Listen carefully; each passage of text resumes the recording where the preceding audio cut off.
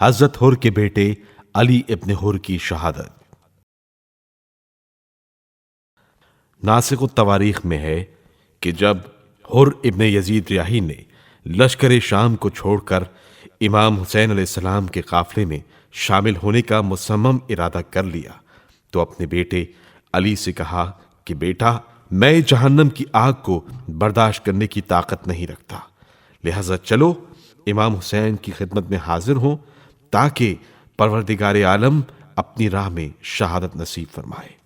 بیٹے نے کہا کہ بابا، میں نے تو کوئی بھی کام آپ کی مرضی کے بغیر انجام نہیں دیا، آپ کا حکم سر آنکھوں پر۔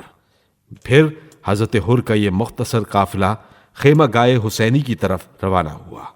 قافلہ حسینی میں شامل ہونے کے بعد حر کا بیٹا باپ سے پہلے شہادت کے مرتبے پر فائز ہوا۔ جب حر بیٹے کی لاش پر پہنچے تو اللہ تعالیٰ کا شکر ادا کرتے ہوئے کہنے لگے کہ خدا کا شکر ہے کہ میرا بیٹا امام حسین کی راہ پر چلتے ہوئے دنیا سے گیا اور جاہلیت کی موت نہیں مرا۔ بعض تاریخی منابع میں حر کے بیٹے کا نام بکیر بھی بیان کیا گیا ہے۔ حضرت حر کے بھائی مصعب ابن یزید ریاحی کی شہادت۔ صاحب روضۃ الاحباب لکھتے ہیں کہ بیٹے کی شہادت کے بعد حضرت حر نے جنگ کا ارادہ کیا۔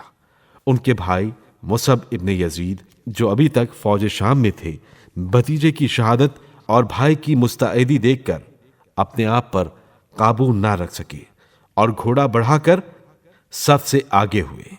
ابن سعد کے سپاہیوں نے سمجھا کہ مصعب اپنے بھائی حر سے مقابلے کے لیے میدان کی طرف جا رہے ہیں، لیکن جب بھائی کے سامنے پہنچے تو کہنے لگے، ہم کو بھی راہ ہدایت پر لاؤ، میں اپنے تمام افعال سے توبہ کر کے آیا ہوں۔ حضرت حر ان کو لیے ہوئے خدمت امام علیہ السلام میں حاضر ہوئے۔ حر کی شہادت کے بعد مصعب نے امام سے اذن جہاد لیا اور میدان کارزار میں آ کر کئی دشمنوں کو واصل جہنم کیا۔ بالآخر شہادت کے رتبے پر فائز ہوئے۔